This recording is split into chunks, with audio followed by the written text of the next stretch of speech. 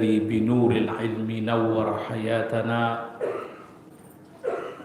وبحسن الأدب والأخلاق رفع درجاتنا والصلاة والسلام على أشرف الأنبياء وخاتم المرسلين سيدنا وشفيعنا وحبيبنا وأسوتنا وقدوتنا محمد وعلى آله وصحبه ومن سار على نهجه واستنى بسنته واهتدى بهديه إلى يوم الدين أما بعد. Hadirin wal hadirat, Bapak Ibu yang dimuliakan Allah Subhanahu wa taala. Pertama-tama kita panjatkan puji dan syukur atas limpahan rahmat dan taufiknya sehingga pada siang hari ini kita diberi kekuatan, baik kekuatan fisik maupun kekuatan spiritual, kekuatan iman, sehingga kita dapat melaksanakan kewajiban kita, dan mudah-mudahan apa yang baru saja kita laksanakan bukan hanya diterima oleh Allah tetapi dilipat gandakan pahalanya di sisi Allah Subhanahu wa taala. Amin ya rabbal alamin. Bapak Ibu yang saya muliakan, pada pertemuan kita kali ini kita akan membahas atau pengajian tentang fikih, ya, tentang hukum Islam. Hukum Islam itu paling penting dalam agama kita. Setelah diperiksa dan diteliti, hukum Islam itu materinya ada sekitar 2.500.000, Pak. Jadi hukum-hukum tentang fikih itu sekitar 2.500.000 lebih, dan itu masih bertambah nanti karena kita masih hidup. Dan selama kita masih hidup, persoalan fikih itu berkembang terus. Nah, itu ulama kita beberapa tahun lalu menyampaikan itu ada lebih 2.500.000, dan itu akan berkembang lagi. Tentu kalau kita bertanya mengapa persoalan fikih terlalu banyak, karena memang persoalan fikih itu membahas setiap tingkah laku manusia, mulai dari dia lahir sampai dia mati. Jadi materinya fikih itu adalah perbuatan kita sebagai manusia. Perbuatan manusia itulah yang kemudian menjadi pembahasan fikih. Apa saja kita lakukan itu pasti ada keterangan aturannya, ketentuan hukumnya di dalam agama kita. Itu yang membuatnya persoalan fikih terlalu banyak. Dibanding misalnya persoalan akidah itu hanya 500.000, Pak. Jadi akidah itu meskipun dia penting di dalam agama kita, tetapi kalau dibandingkan dengan persoalan fikih jauh lebih besar materinya fikih. Nah, salah satu kesyukuran kita saya kira adalah ketika kita diberi keringanan dan kemudahan untuk senantiasa belajar mempelajari agama kita.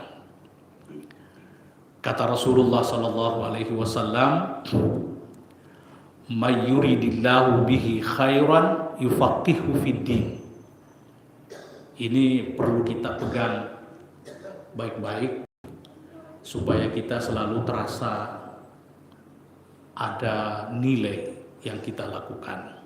Kata Rasulullah, "May yuridillahu bihi khairan."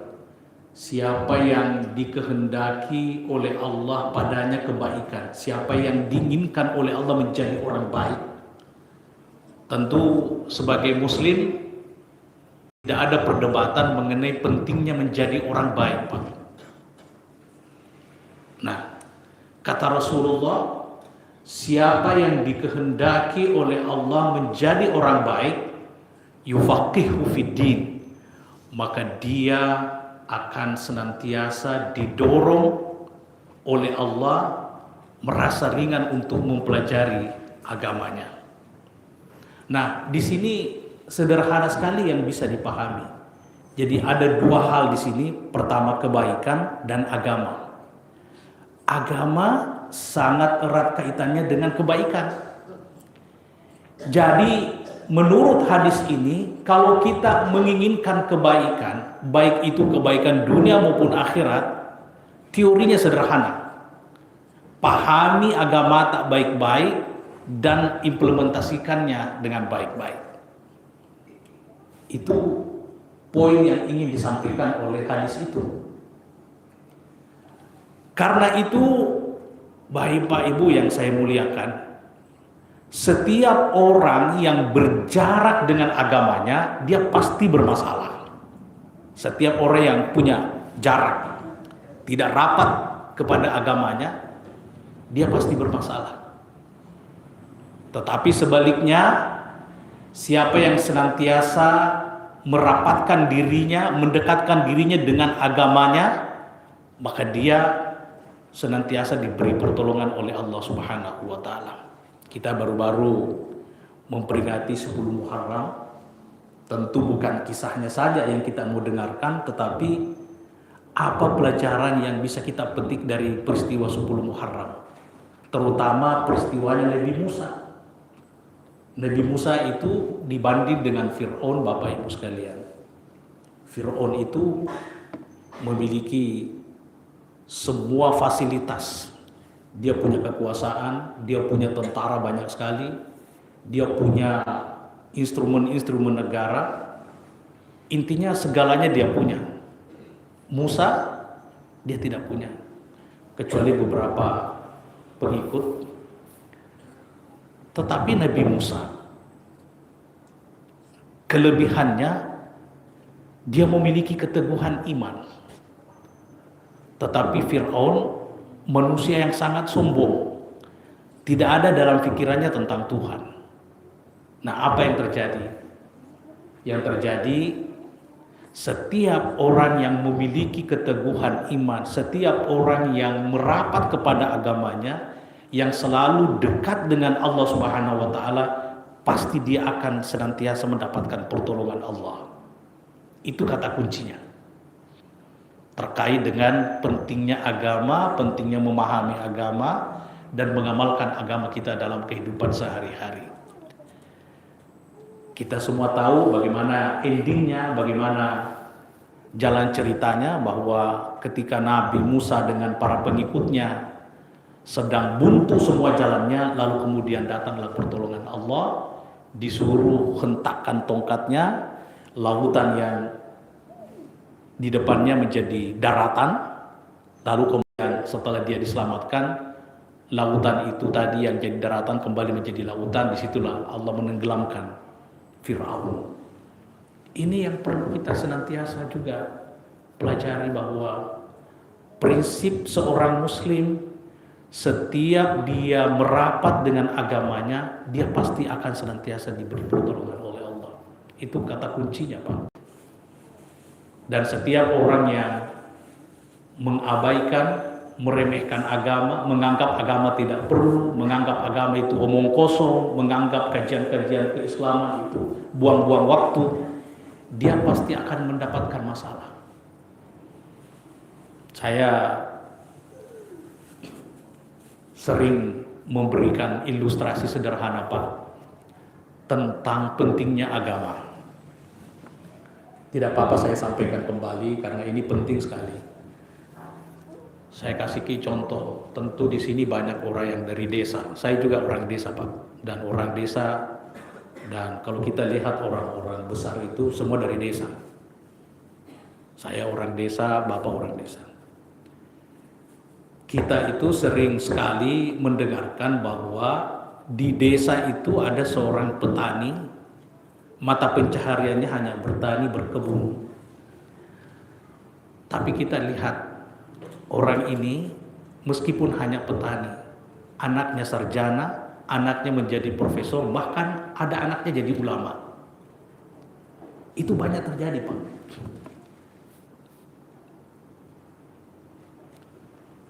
Pada saat yang sama, Bapak Ibu sekalian, ada juga orang kehidupannya bukan di desa, tapi kehidupannya di kota.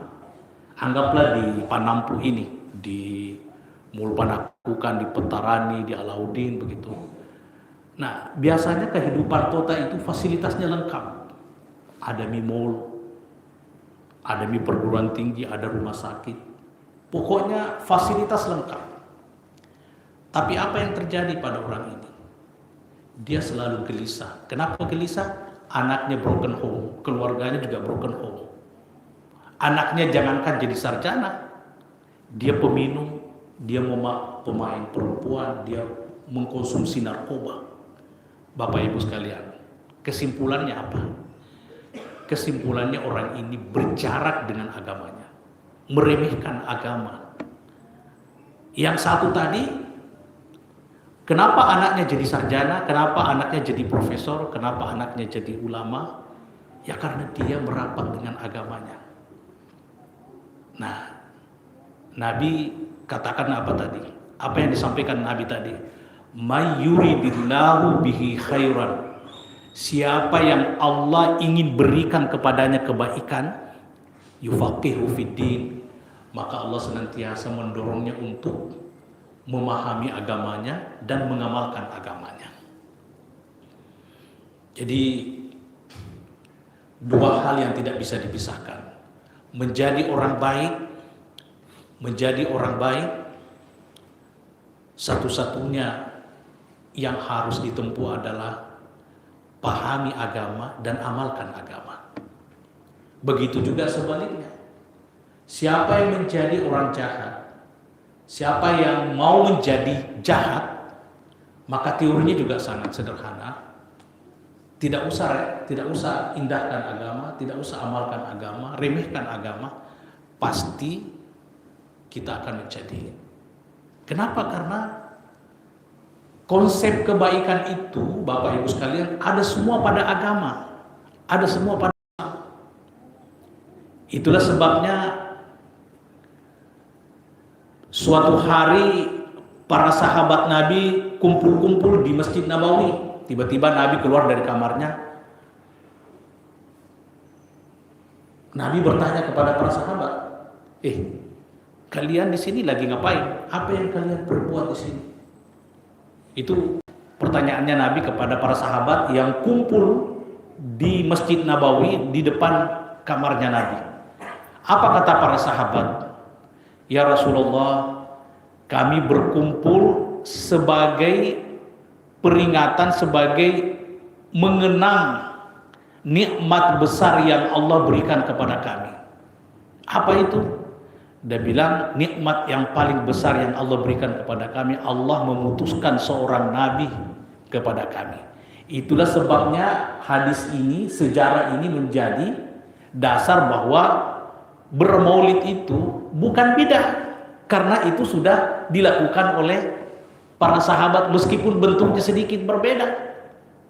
Jadi Nabi itu dengan para sahabatnya, para sahabat Nabi kumpul-kumpul di masjid mengenang nikmat besar yang Allah berikan kepada kita. Nah, jadi salah satu untuk masyarakat modern sekarang kalau ingin memperingati atau mengenang kenikmatan atau mensyukuri nikmat yang besar yang Allah berikan kepada kita, itu agama Islam. Ini Pak. Jadi warisan yang paling berharga yang kita warisi itu adalah agama ini. Maka jangan sia-siakan agama kita. Harus ada senantiasa usaha untuk memahami agama itu.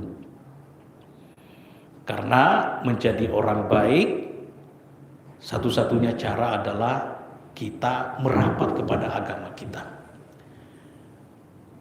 Kenapa ini penting saya sampaikan? Karena Bapak Ibu yang saya muliakan, ada banyak orang, tidak sedikit, ada banyak orang tidak paham kepada agamanya. Mengapa banyak orang menjadi teroris, Pak? Saya tanya Ki, kenapa banyak orang jadi teroris? Kenapa banyak orang merasa tidak berdosa ketika memukul yang lain, bahkan dia membunuhnya, bahkan mengebom? Kenapa? Kenapa banyak orang yang berkonflik, berseteru, bertikai? Ya, kenapa banyak masyarakat yang benci kepada bapaknya, kepada orang tuanya, kepada saudaranya? Bahkan sekarang luar biasa perkembangan kita sekarang, Pak.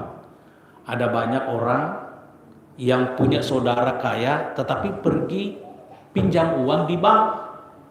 Coba bayangkan, padahal saudaranya kaya.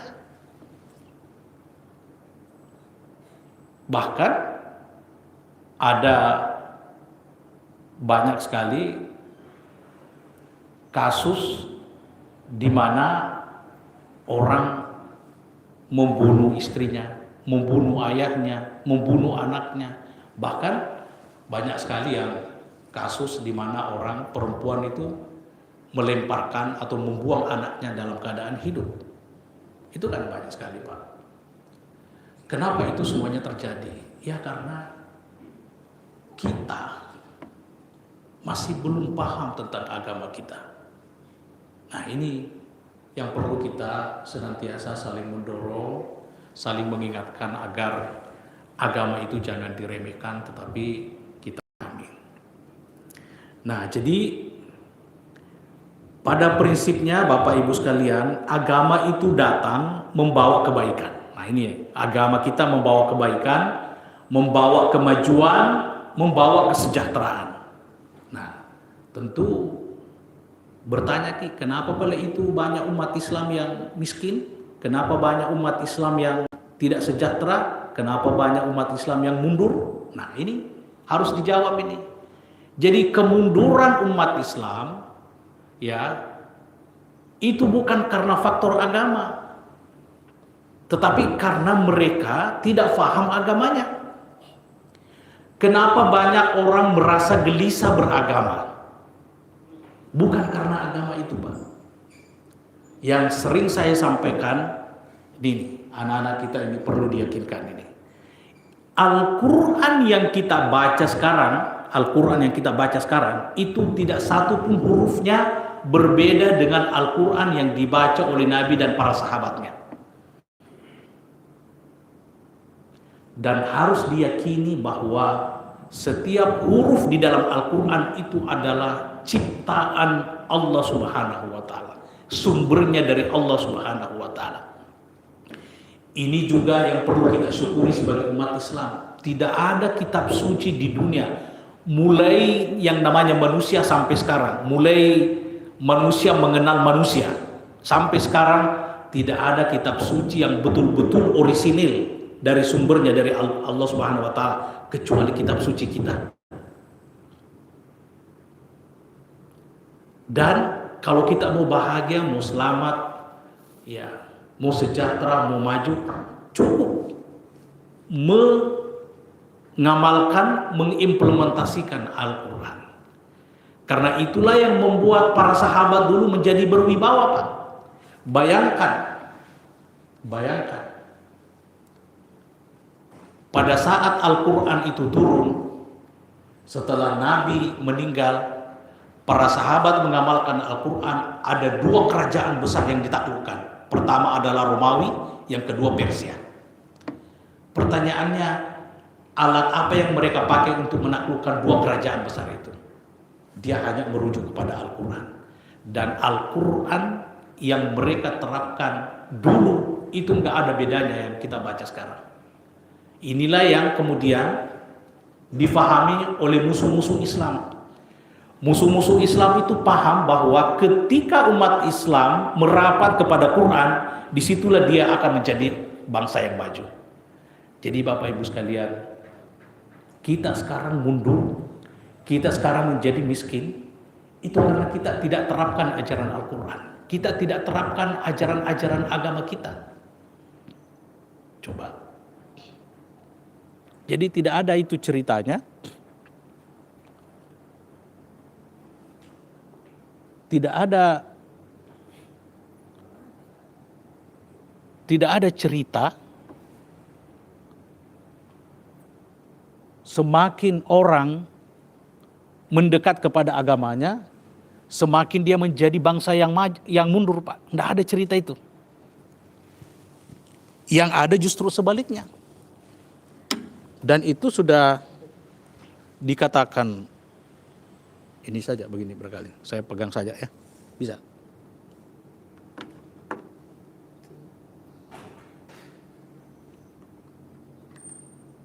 Ini barangkali juga peringatan, dia bilang jangan terlalu lama cerita. Padahal saya pasang ini watch baru 21 menit. Saya pakai stopwatch, Pak. Ya. Ya. Kita bicara 30 menit saja. Karena guru saya itu pernah bilang, dia bilang bagaimanapun bagusnya ceramahmu kalau lewat 15 menit jelek nih. Nah, ini saya mau melanggar sedikit 15 menit. Karena sepertinya agak rugi kalau dari jauh baru sedikit saja disampaikan. Ya. Nah, jadi saya sambung ya, Bapak. Jadi ini yang perlu kita tumbuhkan dalam pikiran kita sebagai seorang muslim, bahwa teori dasar kalau kita mau maju, Bapak Ibu sekalian, pahami agama. Karena antara agama dengan kebaikan, antara agama dengan kemajuan itu satu paket. Nah, ini kita pakai ini bukan paket internet ya. Paket, satu paket itu. Jadi baik dekat dengan agama. Mau menjadi sengsara, ya menjauh dari agama. Karena itu dibuktikan oleh sejarah, Pak. Ya. Jadi Bapak Ibu sekalian, kita pernah dengar misalnya tentang Abdurrahman bin Auf, itu salah seorang sahabat itu. Saya mau cerita tentang bagaimana sahabat dulu memperlakukan hartanya, ya. Karena jangan bilang bahwa orang maju itu hanya orang kaya. Jangan pernah berpikir bahwa indikator kemajuan itu ketika kita menjadi orang kaya. Karena indikator kemajuan itu ketika ajaran-ajaran agama itu kita terapkan. Itu yang menjadi indikator kemajuan, Pak. Saya kasih contoh. Abdurrahman bin Auf itu memiliki kekayaan itu triliunan. Kalau dikonversi ke rupiah. Karena dia punya dinar, punya dirham, punya unta, dan lain sebagainya. Tetapi apa yang terjadi, Pak? Abdurrahman bin Auf meninggalkan Mekah, pergi ke Madinah untuk hijrah bersama Nabi. Untuk apa hijrah? Demi agama. Coba. Demi agama, Abdurrahman bin Auf dan bersamanya banyak sahabat, termasuk Utsman bin Affan juga. Itu orang kaya. Itu triliunan semua itu kekayaannya, Pak. Triliunan, bukan miliar. Mereka demi agama meninggalkan segalanya di Mekah. Hijrah bersama Nabi demi apa? Demi ketinggian agama. Bukan hanya hartanya, Pak. Istrinya dia tinggalkan, kodong. Negaranya dia tinggalkan, ya. Rumahnya dia tinggalkan. Demi apa? Demi agama. Sampai di Madinah, kemudian Nabi mengatakan kepada para sahabat yang ada di Madinah, namanya Ansar, karena ada muhajirin, ada Ansar. Muhajirin itu adalah umat Islam yang berpenduduk di Mekah kemudian pergi ke Madinah berhijrah. Ya. Yang orang-orang di sana namanya Ansar. Nabi mengatakan kepada Ansar, wahai para sahabatku, sekarang saya mempersaudarakan kalian antara muhajirin dengan Ansar. Apa maksudnya Nabi? Nah ini Pak, lucu sekali nih. Dia bilang, siapa yang punya istri 2, ceraikan 1, kasih yang kira-kira siap begitu kira-kira, Pak. Saya pertanyaanku begini nih. Jadi itu caranya mempersaudarakan. Nah, jadi yang punya istri 2 disuruh oleh Nabi ceraikan 1, baru dikasih itu yang 1 kepada sahabatnya yang baru-baru muhajirin. Karena kan tadi saya sudah sampaikan, bukan hanya hartanya ditinggalkan, dia tinggalkan segalanya, Pak. Demi apa? Agama. Jadi kalau kita Pak menjual agama gara-gara 100.000. Nah ini orang triliunan. Jadi ketika penceramah ustaz bicara tentang pentingnya agama dalam kehidupan kita, itu bukan main-main, itu bukti sejarah ada. Kita belum bicara tentang Abu Bakar As-Siddiq, ya kan? Yang bilang ke Nabi, saya mau sedekahkan semua hartaku. Nabi bilang, ada jika kau simpankan untuk anakmu. Dia bilang tidak ada, dia bilang tidak. Harus kau simpan sepertiga. Yang saya maksud itu kesiapan orang-orang dulu Pak. Demi agama, dia mengorbankan segalanya. Nah, ini yang perlu kita tumbuhkan kepada anak-anak kita. Jangan gara-gara kita orang tidak punya pekerjaan, lalu kemudian kita hina-hina. Tidak pernah dalam agama itu mengatakan bahwa indikator keselamatan orang itu mereka yang punya uang. Enggak pernah Pak. Salah Ki.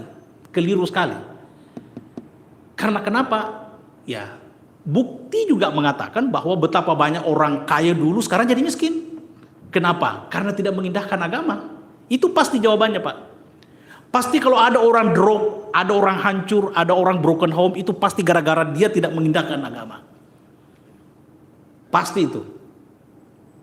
Ya kan? Kalau ada orang bisnisnya tadinya bagus, lalu kemudian dia hancur, atau perusahaannya berkembang kemudian dia itu gara-gara dia pasti menipu orang itu. Ya kan?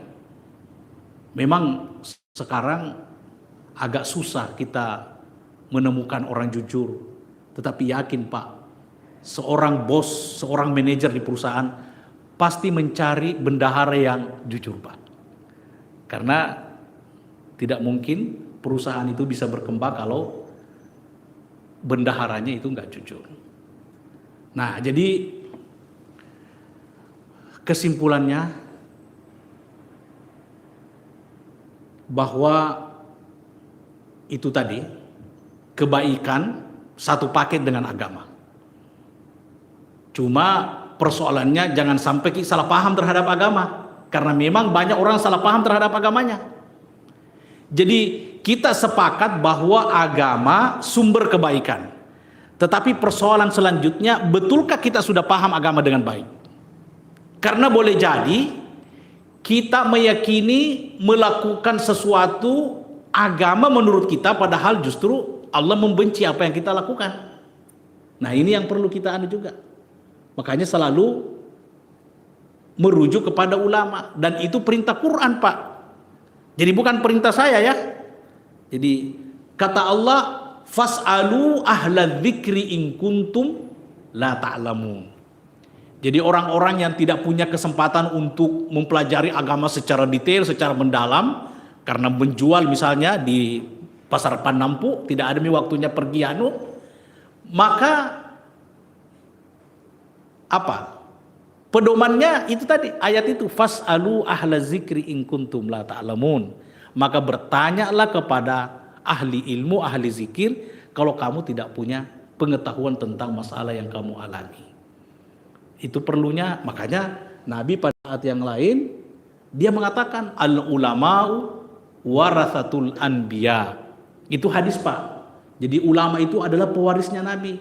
Ulama itu tidak mewarisi harta Nabi, tidak. Yang dia warisi itu, ketika Nabi mengatakan ulama pewaris Nabi, ulama itu mewarisi dua hal, ilmu dan akhlak. Karena untuk membela agama kita butuhkan memang hanya dua, ilmu dengan akhlak itu. Jadi kalau ada ulama tidak berakhlak, pasti orang jauhi Pak, ya kan? Nah, kalau ada ulama, ada buktinya juga ini. Tapi ini juga kekeliruan. Dulu kasihan itu siapa namanya yang di Bandung itu? Agim kan? Agim itu dia punya jamaah itu jutaan kan? Begitu Pak, dia poligami, lari semua jamaahnya. Nah ini juga kekeliruan juga. Padahal orang poligami itu pasti ada alasannya kan? Saya tidak lagi bela-bela ini, tapi jangan gara-gara pemahaman kita yang terbatas itu, lalu kemudian kita menganggap pemahaman yang terbatas itu mie agama, ya kan? Nah itu tidak boleh. Jadi Bapak Ibu sekalian, agama tidak ada perdebatan mengenai pentingnya dalam kehidupan, tetapi langkah selanjutnya mari kita memahami agama dengan baik. Karena begini Pak, jangankan sekarang, di zaman Nabi saja ada sahabat pahami salah agamanya. Contoh, saya kasih contoh. Kita pernah dengar Muaz bin Jabal. Pernah dengar ya? Muaz bin Jabal itu seorang sahabat yang alim dan akrab, dekat sekali dengan Nabi. Tapi sahabat juga manusia biasa, dia bisa melakukan kesalahan juga. Apa kesalahannya Muaz? Kesalahannya Muaz itu pergi menjadi imam di sebuah masjid dan bacaannya itu Pak suratul Baqarah. Kita tahu suratul Baqarah 2 juz setengah. Coba bayangkan. Muaz bin Jabal menjadi imam, bacaannya itu suratul Baqarah 2 juz setengah. Nah apa yang terjadi?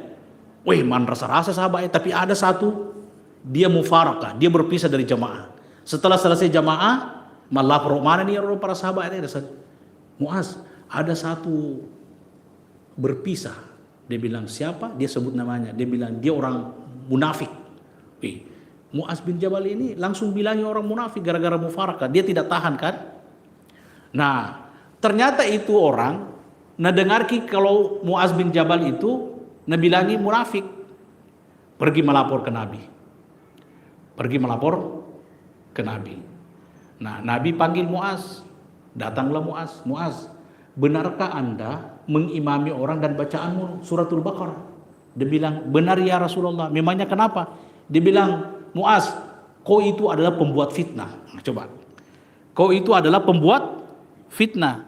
Maksudnya, dia bilang, pertama, dua fitnah yang dia lakukan. Pertama, kalau dia lakukan itu terus, baca terus itu ayat-ayat panjang, maka tidak ada jemaah yang mau datang Pak. Saya itu mungkin kalau satu lembar 2 lembar tidak tahan Kak juga. Padahal ya kan, apalagi ini 2 juz setengah. Nah itu satu. Jadi maksudnya kau itu pembuat fitnah, kalau kau lakukan terus itu tidak akan ada jemaah yang mau datang Pak. Satu. Yang kedua, itu mendistorsi. Maksudnya mendistorsi itu mencemarkan nama baik agama. Maksudnya kalau itu terus yang dilakukan, maka orang paham bahwa agama itu adalah agama yang sah. Karena kenapa dia bilang semakin susah semakin banyak pahalanya, padahal itu adalah kesalahan. Jadi Bapak coba lihat.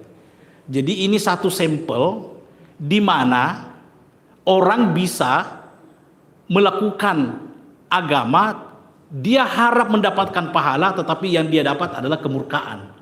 Ini tidak boleh terjadi. Itu sebabnya nanti kajian-kajian kita itu akan bicara tentang prinsip-prinsip beragama. Kita harus tahu ini, apa prinsip-prinsip beragama. Jangan sampai kita menyalahi prinsip agama itu tadi. Jadi salah satu prinsip dalam agama itu, agama tidak pernah bilang, "Hai, saya mau kamu itu menjadi susah." Jadi jangan sampai ada orang berpikir bahwa ibadah itu semakin susah dilakukan semakin banyak pahalanya. Mulai sekarang Pak, buang itu, salah itu. Ya, contohnya, saya kasih contoh. Ada orang tinggal di rumahnya dengan masjid 1 kilo. Ada motornya, pergi ke masjid pakai jalan kaki. Dia bilang, kenapa kita tidak pakai motor? Dia bilang, ini lebih susah dan lebih banyak pahalanya. Ini tidak boleh terjadi Pak. Jadi kalau ada orang 1 kilo dari rumahnya ada motornya, lalu kemudian dia jalan kaki, gara-gara dia meyakini semakin susah Pak ibadah itu semakin banyak pahalanya, ini yang membuat agama menjadi sumber. Ini sumber kegelisahan karena faktornya bukan karena agama itu, tetapi karena persepsinya tentang agama yang salah. Ya, jangan sampai ada yang. Nah, terus Lagi dia bilang masalahnya Pak, kalau pakai motor itu malaikat tidak bisa hitung langkah kita. Jadi urusannya lagi malaikat mau urus. Iya kan? Nah, ini banyak nih, banyak yang begitu. Jadi ada banyak orang meyakini seperti itu tadi, bahwa semakin susah ibadah itu semakin banyak pahalanya. Dan saya mau mengatakan seperti inilah yang menjadikan agama sebagai sumber kesusahan, sumber kesulitan pada saat yang sama. Mestinya agama itu adalah sumber kemaslahatan dan sumber kemakmuran dan kemajuan. Waduh, ini ternyata 36 menit. Jadi lewat lagi 6 menit. Ya, tapi tidak apa-apa Pak ya. Maafkan kalau lewat, karena tadinya itu saya mau bicara saja 30 menit. Tapi karena keasikan, ya nggak apa-apa. Mudah-mudahan bisa dimaafkan. Saya kira sampai di sini saja. Kalau ada yang mau bertanya silahkan, karena memang ini kajian. Tapi kalau tidak ada, bagus juga. Ya, tapi kalau ada lebih bagus. Ya. Silakan Pak, kalau ada yang mau bertanya. Bismillahirrahmanirrahim. Assalamualaikum warahmatullahi wabarakatuh. Waalaikumsalam warahmatullahi wabarakatuh. Izin Pak Prof, materi kajian ini sangat luar biasa, adalah pendekatan kita kepada Allah Subhanahu wa Ta'ala tentang ibadah kita. Dan sangat menarik tadi itu tentang Romawi dengan Persia. Pernah saya baca artikel itu, peperangan Irak, Persia dan Romawi itu sekitar 700 tahun peperangannya. Ketika Islam datang, Hamzah bin Walid itu cuma ditaklukkan itu 70 tahun. Ya. Apakah saya salah baca artikel atau bagaimana? Dengan kemajuan teknologi sekarang Iran itu, dengan pendekatannya itu tentang Al-Quran.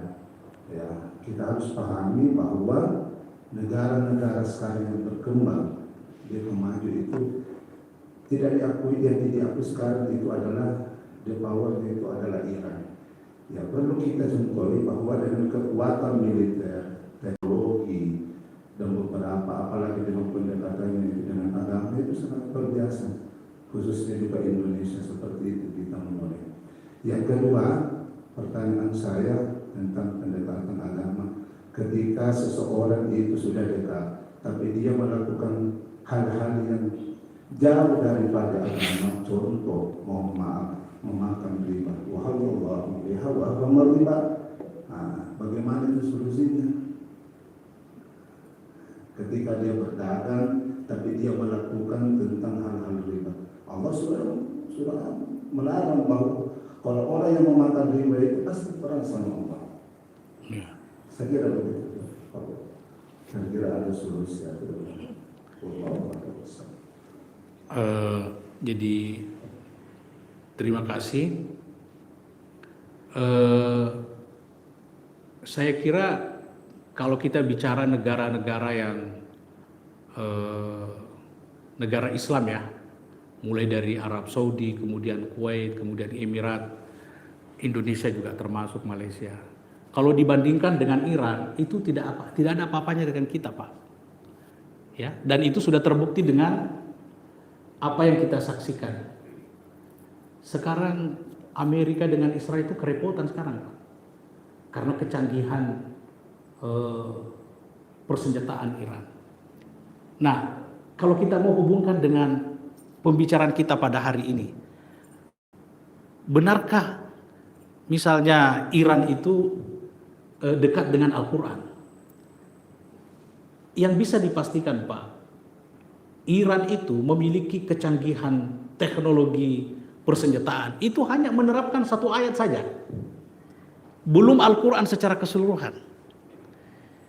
Jadi Iran itu menyadari sejak dulu, sejak dia diembargo, sejak dia terjadi revolusi 79 itu, mulai dari situ sampai sekarang, dia membangun kekuatan nuklirnya, membangun kekuatan persenjataan, dan itu rujukannya cuma satu dalam Al-Quran.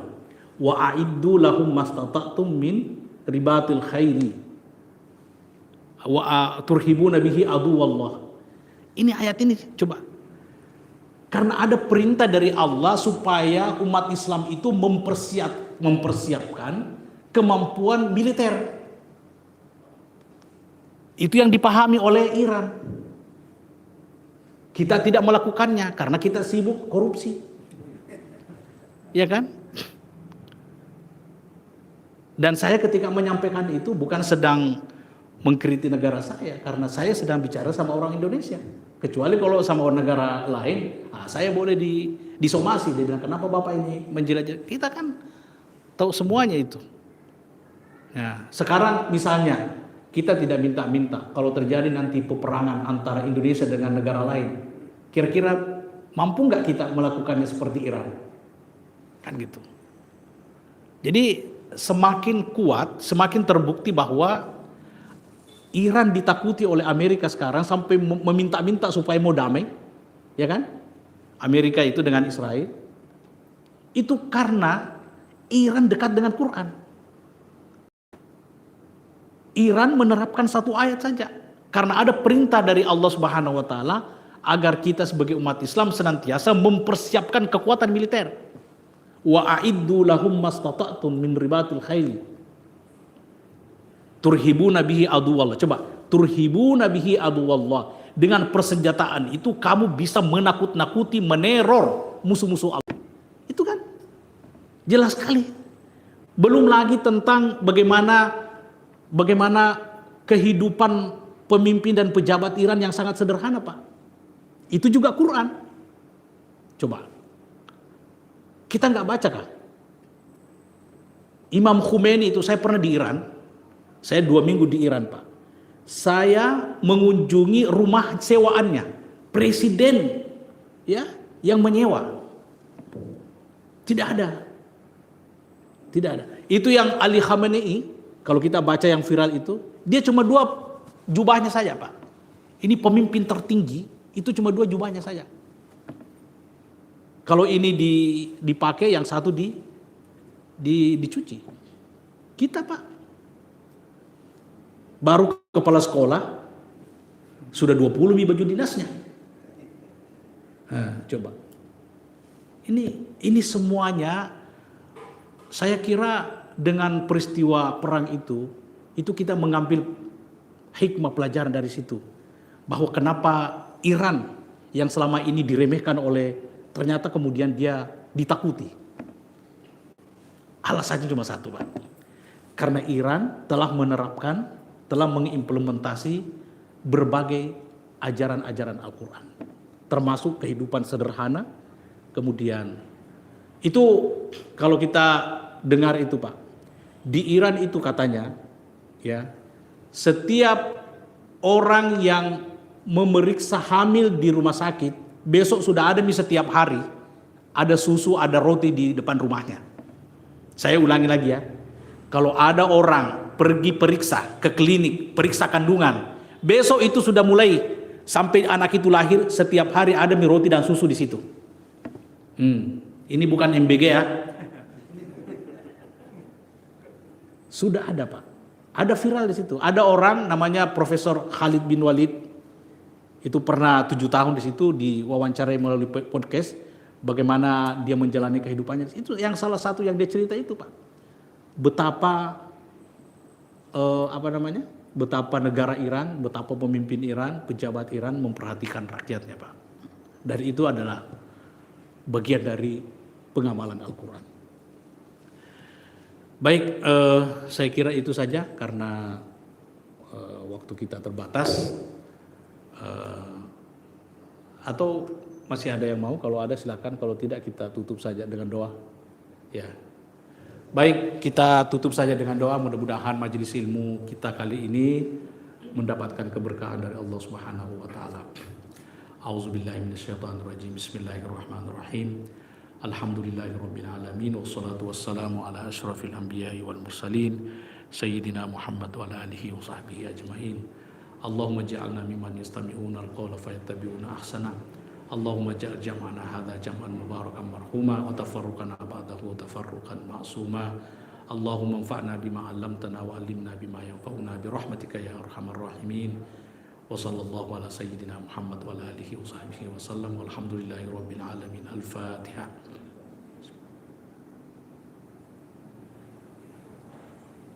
Assalamualaikum warahmatullahi wabarakatuh.